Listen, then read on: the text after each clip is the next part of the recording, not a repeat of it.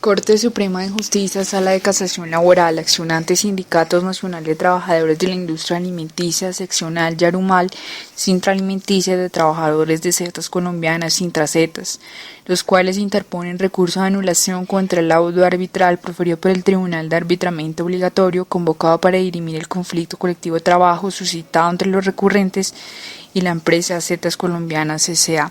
Los hechos: el Ministerio de Trabajo convocó a Tribunal de Arbitramiento para dirimir conflicto colectivo de trabajo entre los sindicatos y la empresa Setas Colombianas S.A.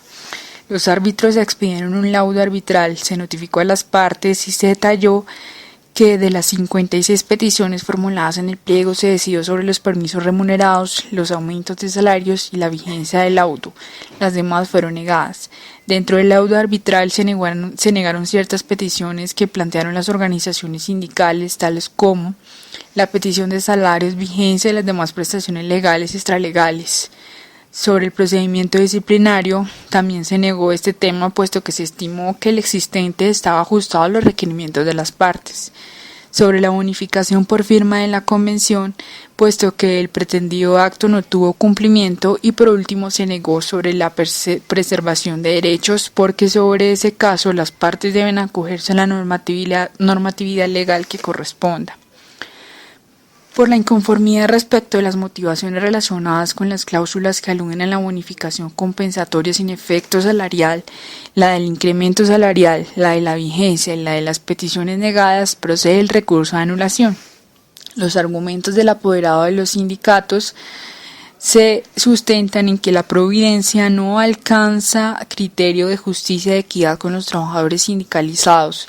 Además, no tuvieron en cuenta las diferentes manifestaciones de los que intervinieron en la audiencia donde fueron escuchados.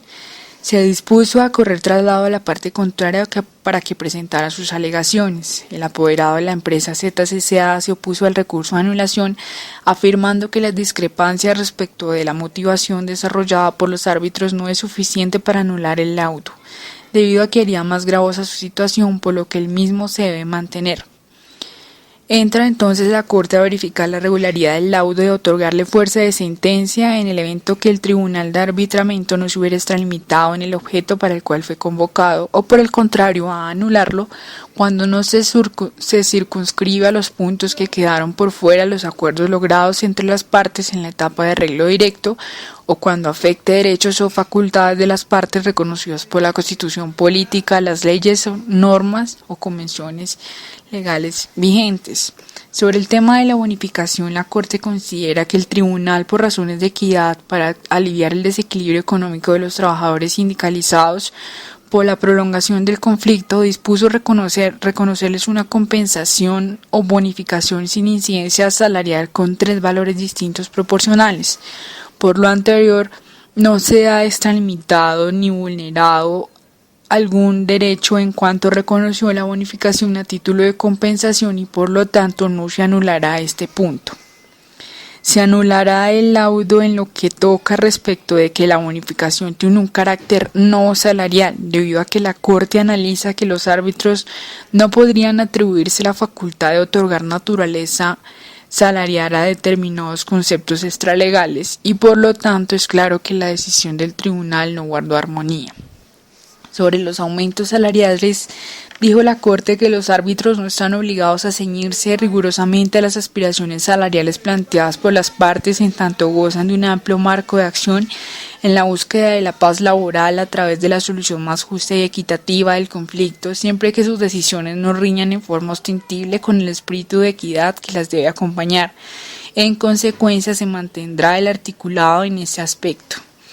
Frente a las peticiones negadas, la Corte señaló que los fundamentos del tribunal son atendibles y encajan dentro del criterio de equidad que comportan las decisiones de los tribunales de arbitramiento obligatorios convocados para solucionar conflictos colectivos económicos. Tal criterio no obliga a los árbitros a conceder todos los puntos del pliego de peticiones, sino a definirlos dentro de un marco de razonabilidad según el concepto de lo justo. Por lo tanto, la Corte resuelve anular las expresiones consignadas en el auto complementario respecto de que la bonificación tiene un carácter no salarial.